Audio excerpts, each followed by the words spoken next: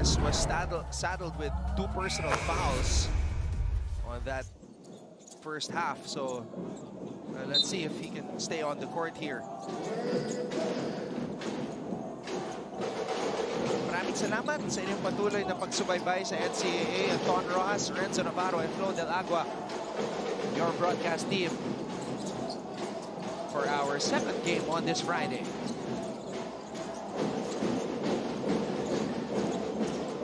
Lozano, pana-panaan again.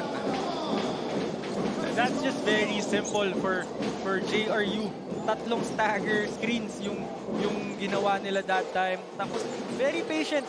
Nagantay lang sila na magkaroon ng breakdown on defense. Kinuha agad nila. And again, the emphasis on scoring in the paint continues. Zed Entule cutting it, kissing it off the glass. That was a great answer for San Beda. Umawi sila ng mas magandang execution.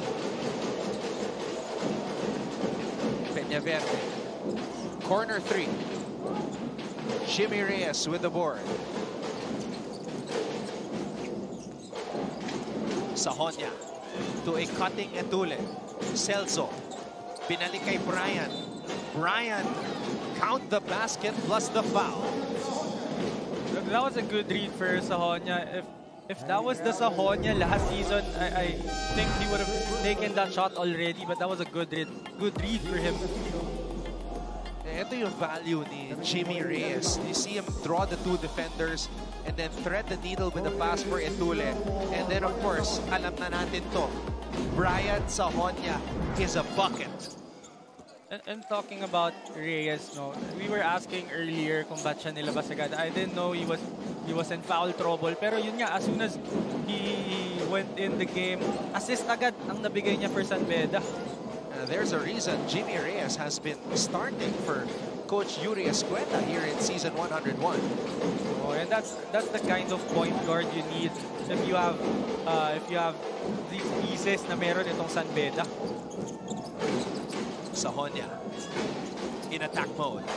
Sahonia throws it back out to Bonzalida. Brian inside to Zed. Steal by Pana-Panaan. Here come the Heavy Bombers. I think that was the second time na medyo pinipilit ng San Beda dun sa roller. Kahit open yung lifter nila eh. So nag-a-adjust na rin ang JRU kasi alam nila eh kung ano ang hinahanap ng mga bedista. Oo, they're really clogging that paint area kasi talagang hard diver itong sila Celso. Kaya nagtatag na agad sila ng maaga and mataas. And Jimmy Reyes gives the lead back to San Beda. Cool, calm, and collected.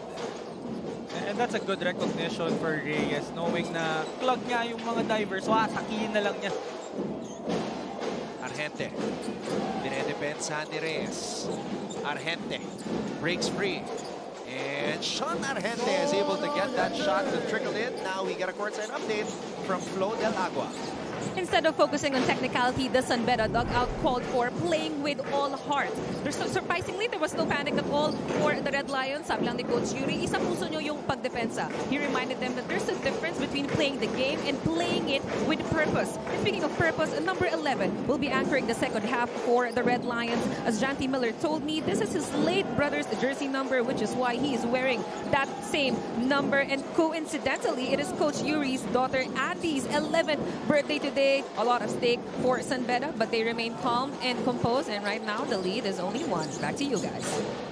I had to check the time if it was 11:11, but it's late in the afternoon. Actually, midway in the afternoon right now.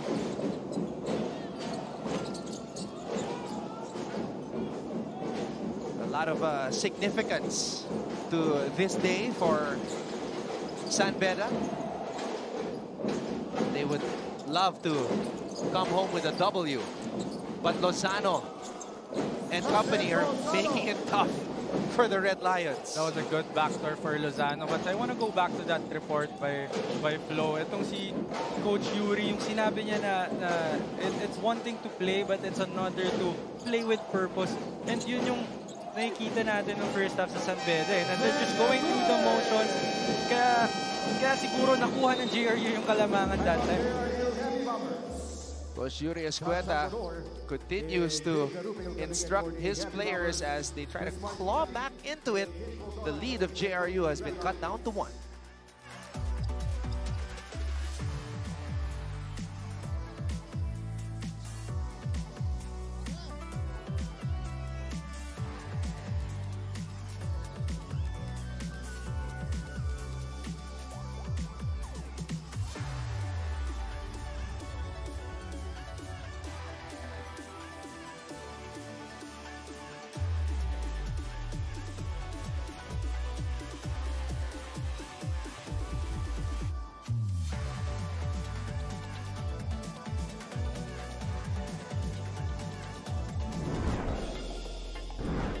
Let's take a look at this last sequence right here. Look at the back door. Pana-panaan finding Lozano. That was a little late already. Pero nakuha pa rin nila yung backdoor play na yun. And ito naman yung pampawin ni Zed Edule, who started this game. And I think itong si Edule is one of the guys that San Beda could really go to. Kasi isa siya doon sa mga big man ng San Beda na kayang umatake from the 3-point area. So isa siya doon sa mga guys na kayang palabasin yung mga defender nitong JRU, yung malalaking defender ng JRU. Edule, the 6'4" transferee from CEU, Centro Escolar University. Salvador drains the 3. See the reaction of Salvador, parang wala, normal na normal sa kanya, and that was a good read for him. Si Sahonia really denying him, pero nagawa niya ng paraan. Jimmy Reyes double-teamed again. Kuldora. And that's going to be 2 free throws for Ismael Miles Kuldora. Medyo tumingin pa si Sean. Oh, very patient on that flyby. Alam niya na nung nakuha niya yung separation, hahabulin talaga siya ni Sahonia.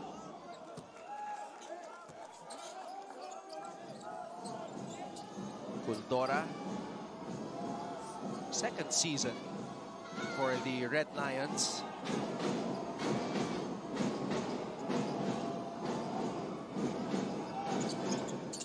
Good on the second free throw. Now itong San Beda applying full court press.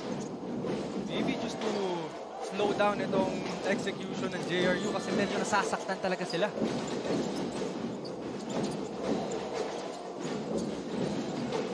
Garupil. Garupil against Reyes. Garupil, wow! Walang takot. That was a good defense by Reyes, but better offense by Garupil.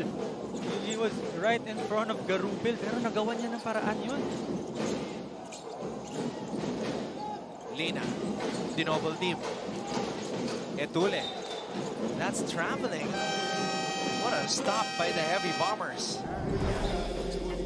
I remember the debut of J. Steven Garupil was also against San Beda, but he was playing for the Letran Knights. That was a strong attack for him. And if you're a player from Letran, alam mo na yan na matingin talaga maglaro. At hindi nawala yung tapak. He balled out during his first San Beda Letran game, I remember. Salvador. And Salvador fearless. I can actually see a lot of similarities sa laro nitong ni Salvador and ni Argente. The way na basahin nila yung sitwasyon, the way na magkuha sila ng separation, yung reads nila, halos pareho eh. Tsaka walang takot sa mga mata ni Sean Salvador. You can see that he wants to let everybody know that they're here to compete and not just lay down against a highly touted, deep, much talked about San Beda squad. Lalaban sila. Tsaka hindi siya mabilis. Hindi niya tinatry yung overpower yung mga defenders niya. Inuutakan niya lang talaga. Dinadaan niya sa skills and sa reads. Back to Bismarck. Kuldora. Natapikan. Etule gets it to Sahonya. Sahonya could not finish with the left hand. Balik ang bola sa JRU. And Bismarck Lina had a good position down low for that rebound.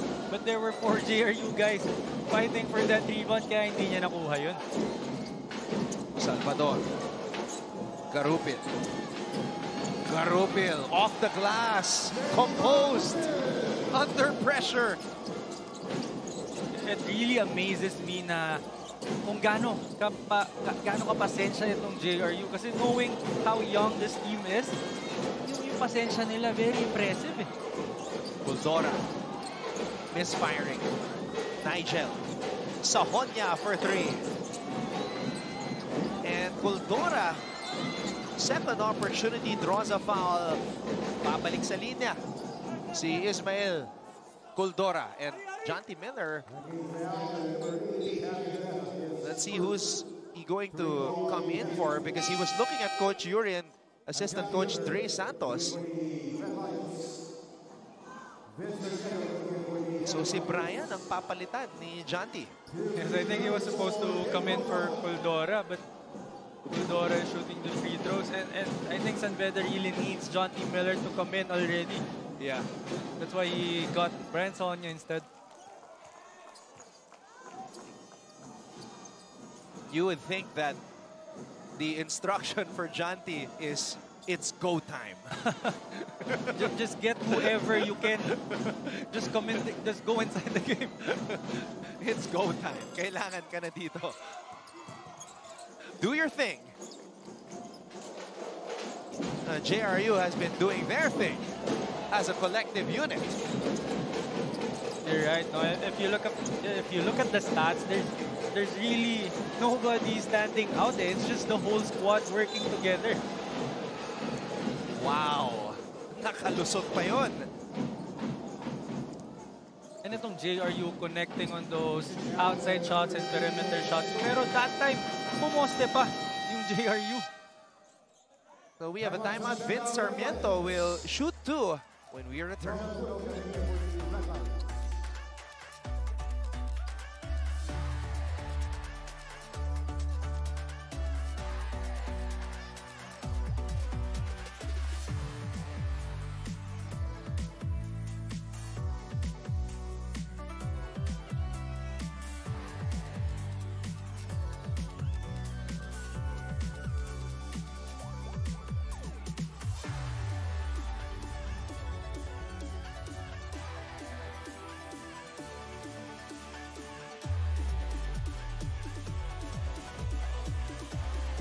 JRU at one point in this game was up by 9, 27-18. Right now, 51-44.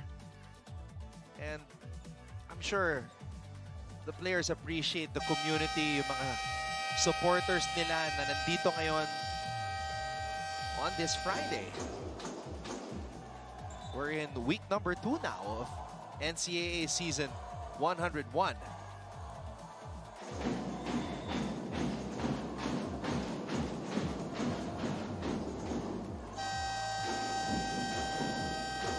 Everybody looking at the state of the art.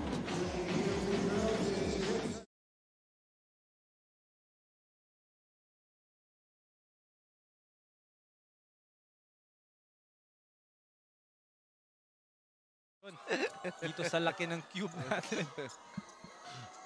They upgraded that this year, and the same company na gumawa ng cube sa Crypto.com Arena,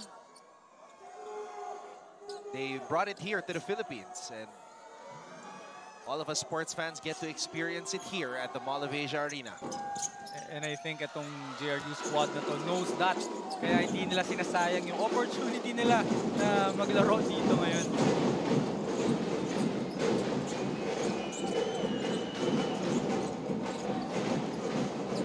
Gonzalez.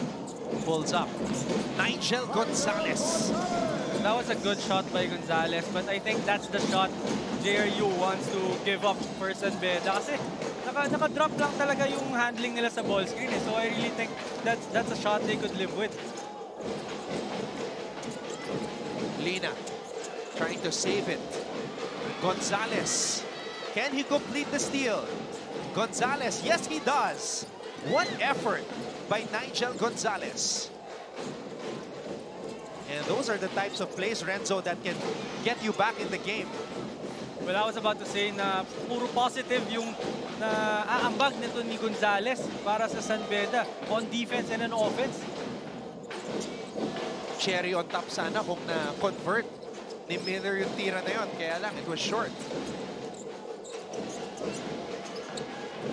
Triple.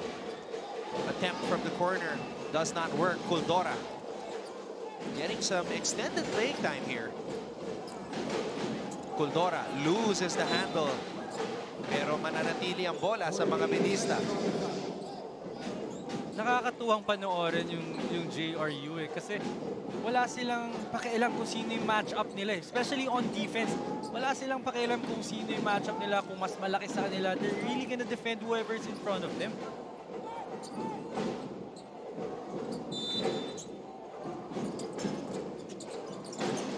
Miller. Look at the defense. Ayaw patangkapin si John T. A great job by Herrera to really make things difficult for John T. And what about the challenge nung mga help defense doon kay Bismarck Lina? Na alam naman natin kanina pa nagdo-dominate sa paint. Pero that time, na-force nila yung miss kay Bismarck.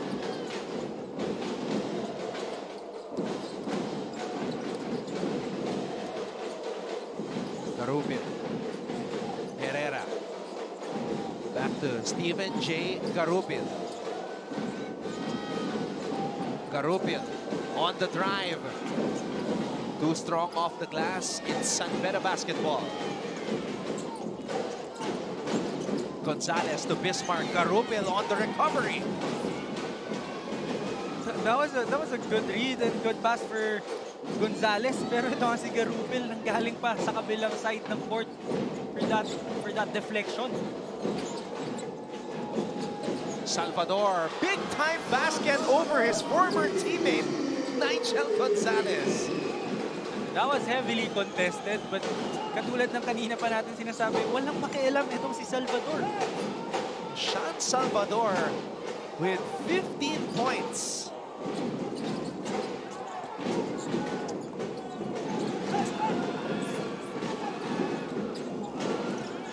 Sean Salvador, he's been fearless today. This is a career high for him. Miller has to shoot. And JRU will enter the fourth quarter, re-establishing their biggest lead of the game at 9. Wow. Fourth quarter when we return. You're watching our live coverage of NCAA Season 101, Building Greatness. Points in the NCAA with an entire quarter to go is not safe at all. Especially if you're going up against San Beda, who we know is a winner. Alam na kung paano manalo. You really have to finish this game strong. Talking about JRU. And now we see a little bit more aggressiveness from John T. Miller. Hindi na namasa. Ayan na. And now we're starting to see Miller talk. He's talking. He's more hyped. This is the Miller that we were seeing against Letran. Yes, and if you want to steal this win from JRU, this is the time for Miller to step up for San Beda. As they say in a lot of sports with that familiar last name, it's Miller time. Right. That's against 3 guys, but still managing to make that shot. Coming off that 22-point outing against Letran. Sahonia. Oh, ayan na. Brian Sahonia, like a bull, just running over his defender. Fumiflex na itong mga bidista.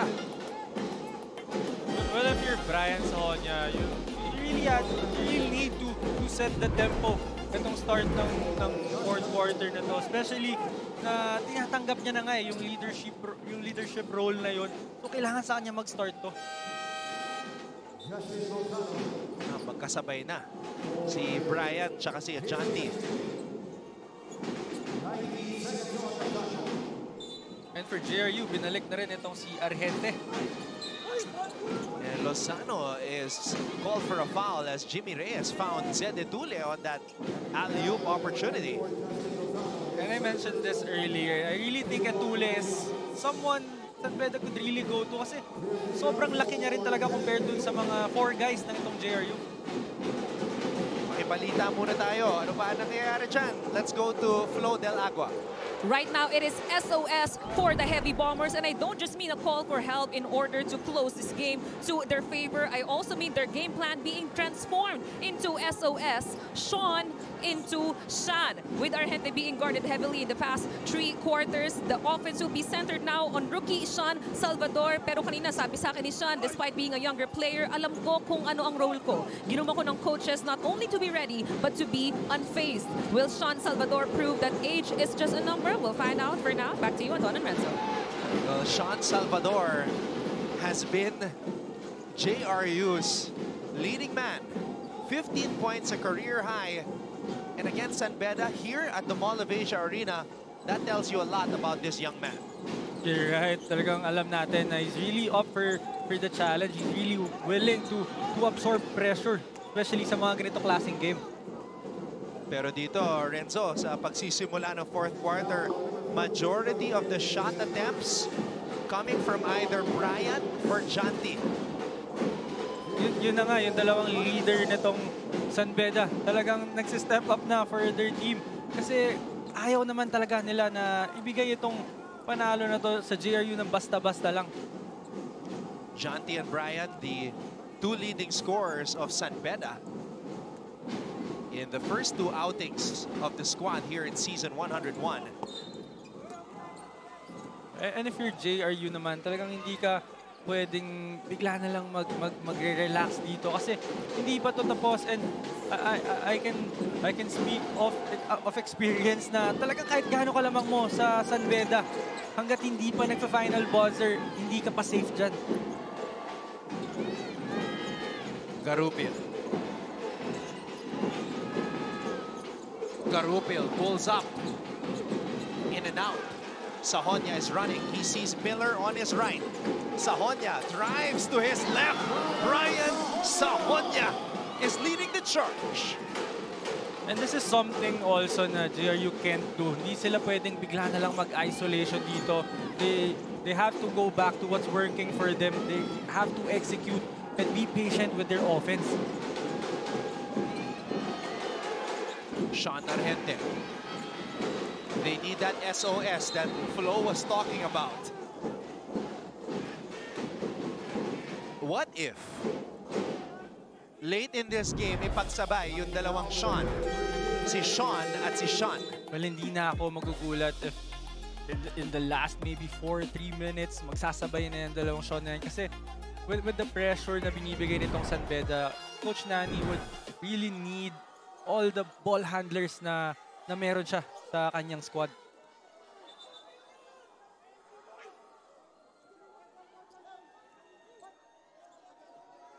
Fans, passionate fans starting to get into it here at the Mall of Asia Arena as Herrera is about to shoot these free throws. Silipin natin dito. So Herrera breaks free and they feel that it was an offensive foul on Herrera as Jimmy Reyes planted his feet. Well, I think that was the same call they made on the previous play on Sahonia. I think someone from the JRU squad draw a charge then on Sahonia pero blocking yung tinawag. So I think they're just being consistent with the calls. Second free throw para kay Herrera.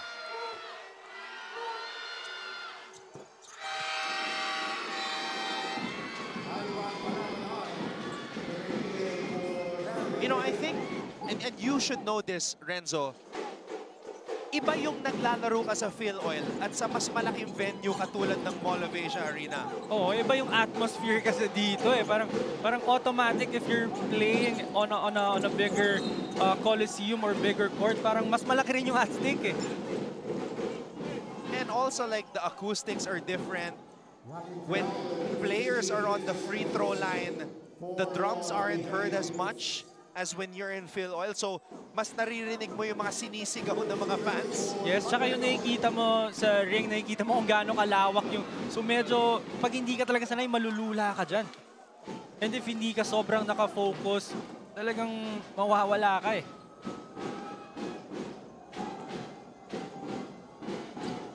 Sahonia sinks the free throw. 2-point lead for JRU. The lead was 9 to start the quarter, and it has been erased. Burado na naman ng JRU. And San Beda just being San Beda, really doing everything, really doing it perfectly on the defensive end and offensive end. An 8-1 start for the Red Lions. Sahonia has been at the center of this attack. Brian puts it up. Wild shot. Apologizing to the bench. Lozano comes up with the rebound. And one more thing for JRU, they can't attack that basket and just expect na yung referees would call a foul. Sarmiento! Wow! Ankle breaker. Celso. And as soon as I said that, they really have to attack that basket with purpose as well. They just can't go attack that paint area and ask for fouls. Miller, difficult shot. And Ivan Panapanaan with the rebound. Oh, what JRU is doing right now is inspiring.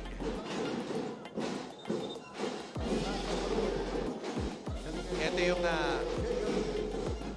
defensive stop ni John T. Miller finding Reyes, and then Sarmiento making Celso fall. I want to go back to what you said na very inspiring itong ginagawa ng JRU because they're up against a very veteran team and yung history na meron itong San Beda, we all know what that is, pero composed na composed sila. They're just out here competing, trying to get this win over San Beda. And referee spots a foul on Sahonia.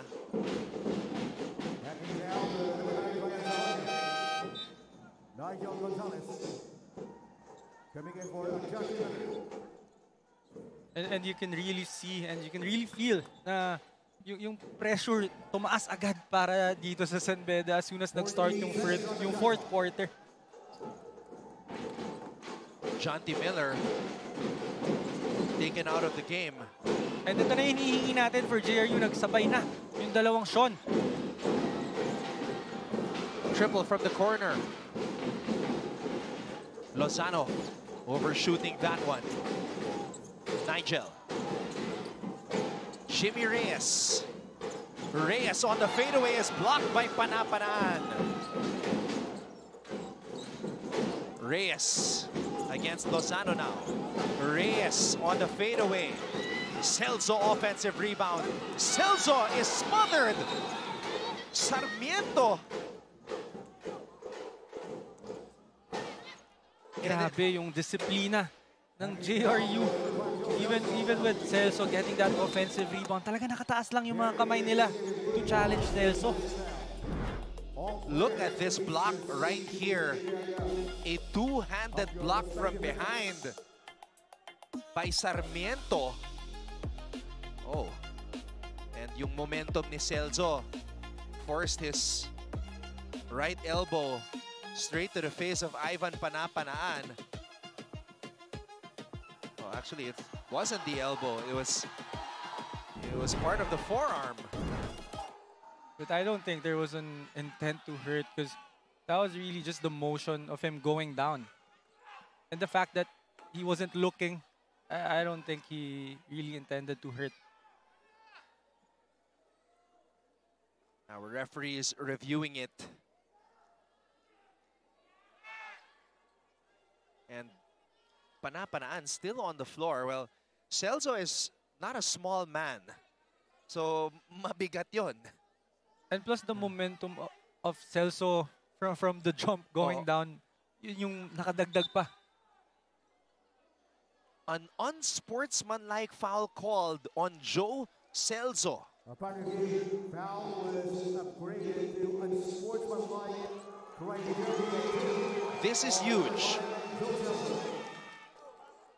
Yes, but regarding the intent, I think meron kasing mga adjustments na right now with the unsportsmanlike foul. So hindi porket tinawag na unsportsmanlike foul, ibig sabihin intention na ni Celso to hurt.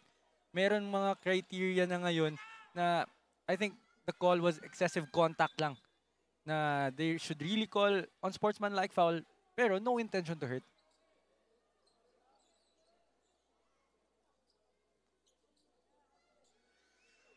So now, Panapanaan is getting his head checked as he's getting iced right now on the bench as Joe Celso returns to the bench.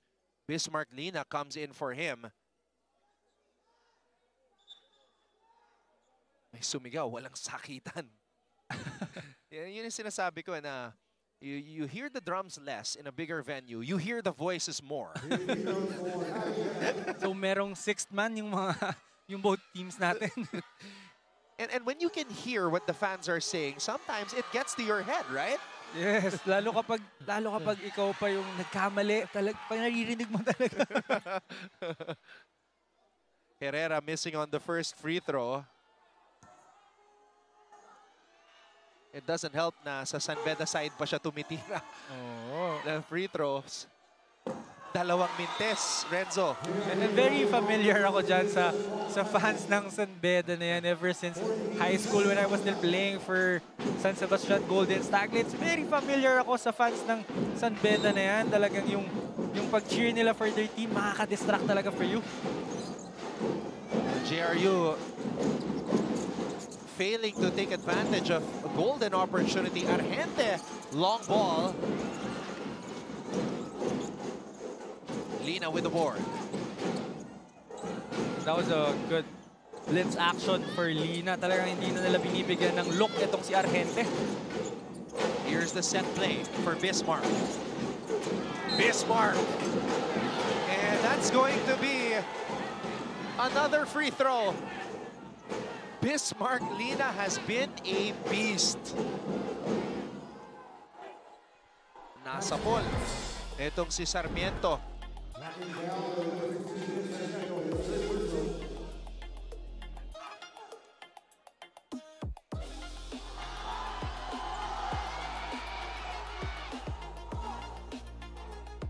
So malinaw, kumonekta yung elbow ni Bismarck Lina, but the referees will review it again. Bismarck Lina checking on Sarmiento. Yes, I think they're gonna review if this is within the cylinder of Bismarck Lina.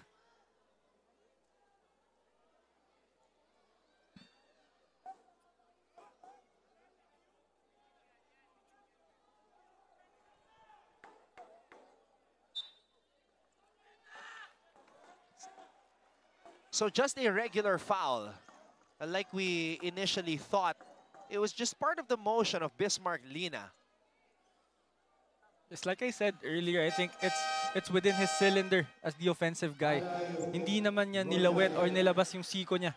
Kaya hindi natawag yung offensive foul. But nonetheless, masakit yun para kay Sarmiento because it was right in his jaw. So that's two players now on the bench due to injuries, shots to the head.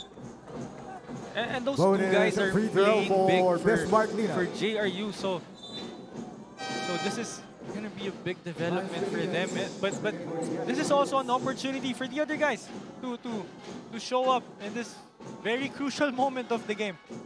San Beda has outscored JRU 10-3 in this period.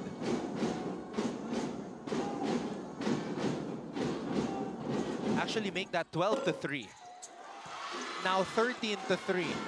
And they have taken the lead. And ito yung minimension natin with San Beda na nakakatakot for them. It doesn't matter kung gaano kalaki yung lamang mo sa kanila. As soon as they start playing, talagang makakabalik at makakabalik sila. Salvador. Lorenaria. Steps back. Lorenaria. And now JRU unable to connect. San Beda with that suffocating defense. Oh, good one-on-one defense for San Beda. And again, they go down low to the big man. The beast, Bismarck Lina. He has been unstoppable today. Binasik ni Bismarck. Oh, the pass was a little too late pa nga, pero Bismarck Lina very patient. Even alam niya na mismatch na doon, he still stayed very patient, kaya nakakuha siya ng end one that time.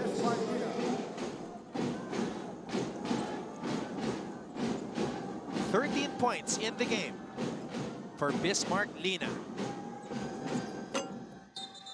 And he completes another 3-point play. I think they're gonna cancel out the free throw because Bismarck Lina went in. And Coach Yuri is saying they should still count it. I think it was Bismarck Lina who committed the violation. That's why they're canceling out the free throw.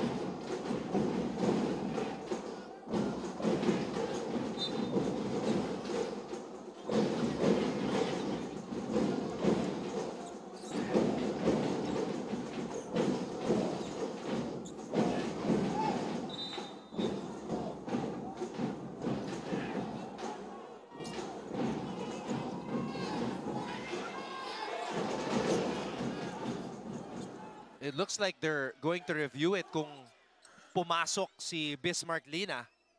Siya rin yung free throw shooter eh. Oh, kasi I think the rule is kailangan tumama muna sa ring yung bola bago pwedeng pumasok yung free throw shooter.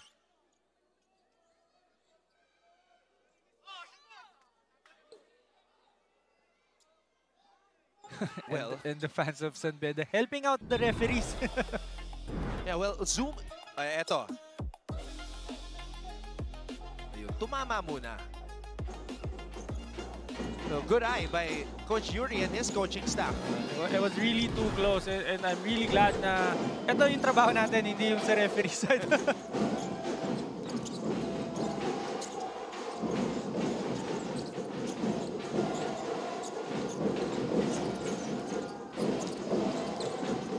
Argente. Can he come alive for JRU? Argente. Wild shot. San Beda forcing JRU into tough shots in their past 3 possessions, Renzo. I think Sean Argente and the whole JRU squad is really having problems with San Beda switching on the pick and rolls. Sahonia makes Argente fall down. Missing. Argente shoots over Miller. No. Lorenaria, great patience. And that's a shot that Argente really takes, but good thing Lorenaria was there for that offensive rebound. Miller on the drive. Miller wanted to slam it over the defender.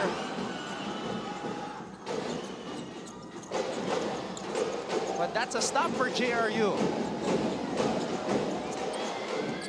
Argente off the glass. No. Sorry miss for Sean Argente. Look out. It's Nigel Gonzalez finding Bismarck Lina. I really love how Nigel Gonzalez runs the show for San Beda. Talagang alam niya when to set up a play and when to run. This was that posterization attempt by Jonty Miller. That would have been something. And just like what you said earlier, even if he missed the shot, it's really nice to look at it. Especially with that angle. That vantage point by our cameraman. Oh, Lina missing on the first free throw. Baka nakakaramdam na ng pagod. Itong si Bismarck Lina.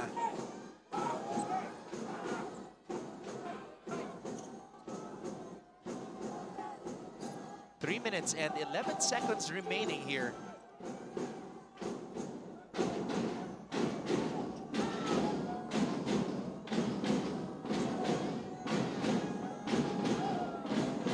Second free throw for Bis. Oh, he misses both, leaving the door slightly open for JRU. Garupil calling the play. Garupil to Salvador. Lorenaria. Pinoy step, nowhere to go. Lozano picks it up and scores!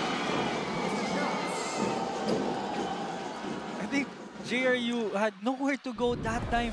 Pero itong si Lozano, just very patient down low. Talagang inantay niya lang kung saan mapupunta yung bola and just never gave up getting that end one. JRU like a stubborn stain on a white shirt. It just won't go away. Kapag akala mo magkakamali na sila, laging merong isang play na mag-turn nung situation eh.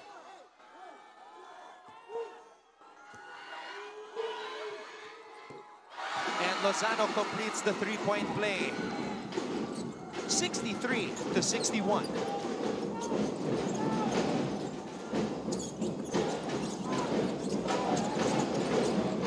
Janti loses control.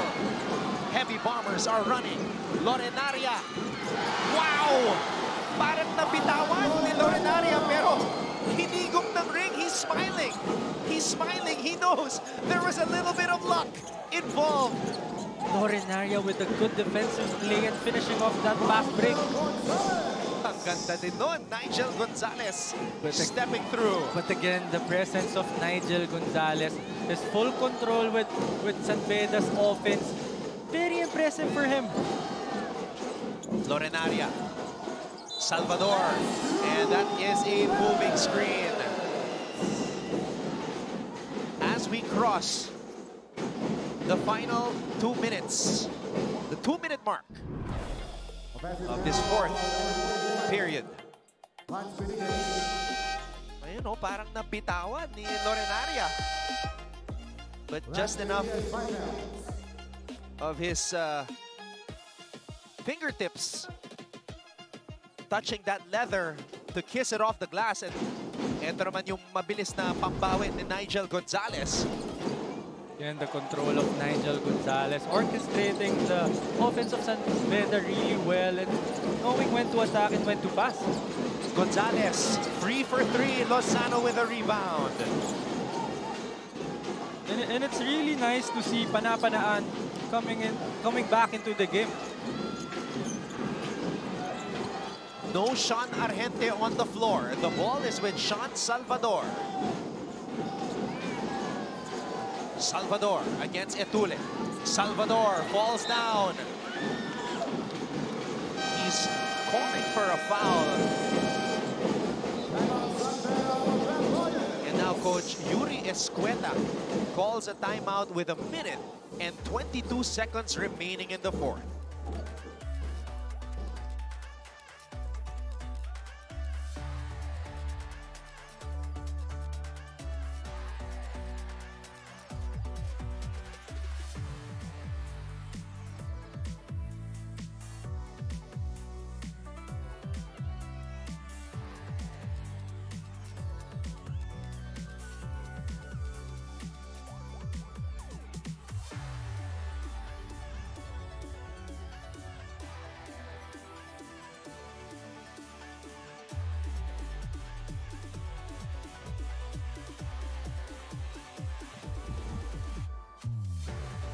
So, this is the third game of JRU, and all their games so far, Renzo, have gone down to the wire.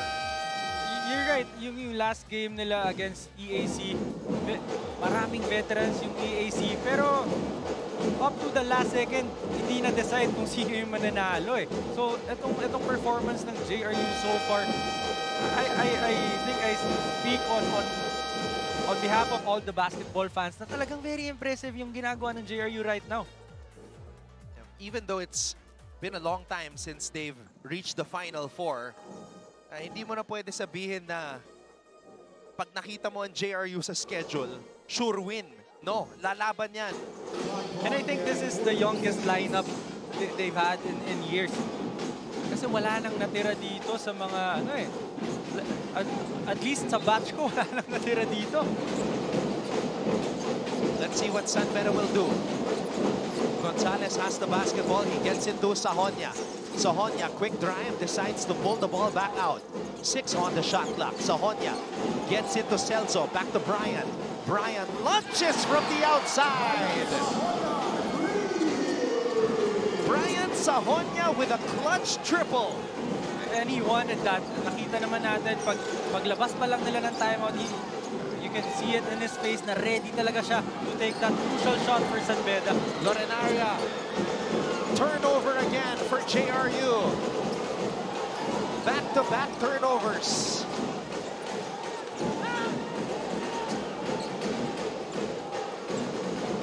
Gonzalez.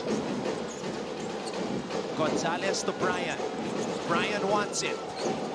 Brian shoots it. Misses. Gonzalez with the offensive rebound. And again, Gonzalez, big rebound for San Beda. Gonzalez. Etule. No go.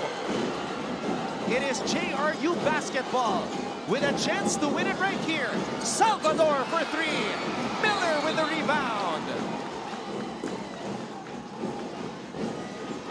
Sean Salvador saw daylight, saw a golden opportunity. Well, that was a good shot for Salvador, but I think it was early in the clock. Well, we know Salvador, Renzo, is a shooter. He has that mindset of, if I'm open, I will take it. Sahonia, though, what guts. Down 2. Shot clock winding down. Sahonia pulling up from the right corner and draining it to give San Beda the lead. And that was the difficulty of that shot because Sahonia is right-handed and it was going to his right. So that's really hard, taking that three-pointer. Oh, wait a minute. Wait a second. Wait a second here. It is a 2 and not a 3. Yung tira ni Brian Sahonia. But the thing is, JRU already committed the foul, so San Beda has 2 free throws right now. Oh, this changes things. Well, that would have been a different story if JRU already known na 2-pointer lang yung tira ni Sahonia. So with that, good on our referees to review it.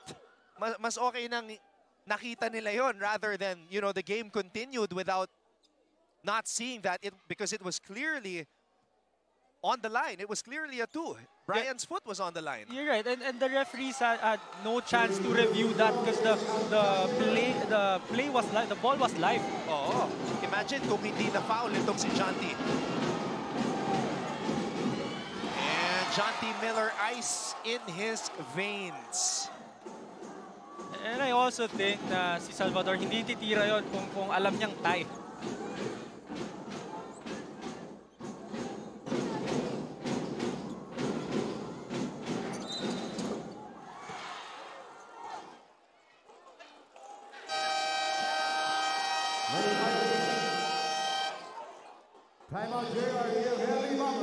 Coach Yuri Escueta in disbelief. It is going to be JRU basketball with 11.5 seconds to go here in regulation.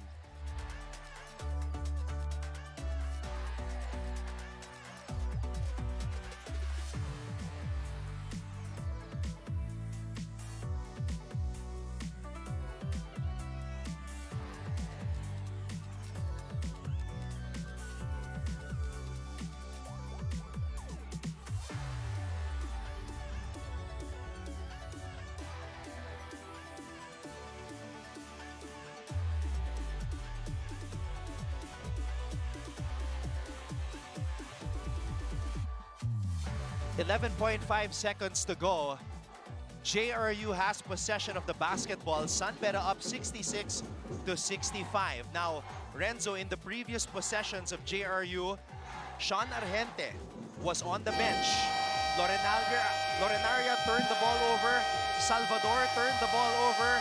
Ang tanong dito, kanino pupunta si Coach Danny Epondulan? I think you should still go to Sean Argente kasi siya yung may alam ng mga ganitong sitwasyon eh. With their lineup right now, siya na yung veteran eh. So I really think Coach Nani should go to Sean, at least involve him to what they're gonna run for this play. Not necessarily na siya yung titira, at least siya yung magke-create for his team. Well, based on the way the players were seated, Sean Argente was there. So mukhang papasok si Sean Argente. And yes, Argente now back on the floor along with Garupil, Lorenaria, Lozano, and Salvador. It is a small ball lineup for JRU. Here we go. JRU with a chance to win it. 11.5 seconds to go. Argente. Lorenaria. Clock is winding down. Lorenaria on the attack. Lorenaria gives the lead to JRU. Timeout, San Beda. The blow by Alan Lorenaria Jr. Well, we've been talking about Sean Argente and Sean Salvador, but how about Lorenaria breaking down his defender, going for that layup? A burst of speed by Alan Lorenaria Jr. As soon as the big man switched on him, he knew exactly what to do. I believe that was the right guy to attack. I think it was Etule. Kasi yung defense nitong mga guards ng San Beda is really on point the whole game. So I think JRU had nowhere to go that time, pero nagawan pa ng paraan ni Lorenaria. JRU with an opportunity to slay the beast. Now, Renzo, nakascore ang JRU. Ano yung nakikita mong posibleng mangyari dito para sa kupunan ni Coach Yuri Escueta? I think the best play for them right now is to run something that would open up John T. Miller or Brian Sahonia and maybe get a slip for Bismarck Lina down low.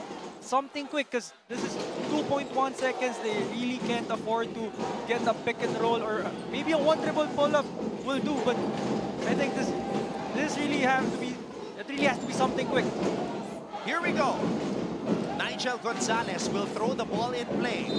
You have Lina, Sahonia, Etule, and Jonty Miller. Gonzalez looking for Sahonia. Sahonia for the win. No! JRU stuns San Beda here at the Mall of Asia Arena. Alan Lorenaria Jr., the hero for Coach Nani Epondulan. And we've been talking about the offense of JRU, but how about finishing off this game?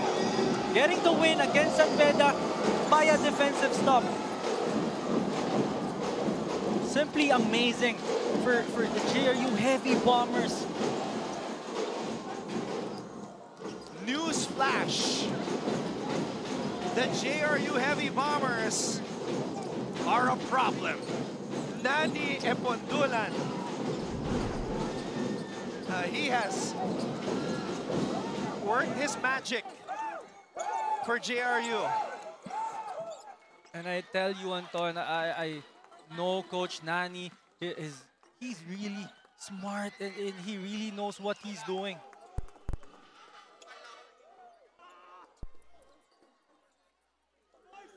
Sean Salvador, 15 points, 3 rebounds, 2 assists, and a steal. What a game for the young man.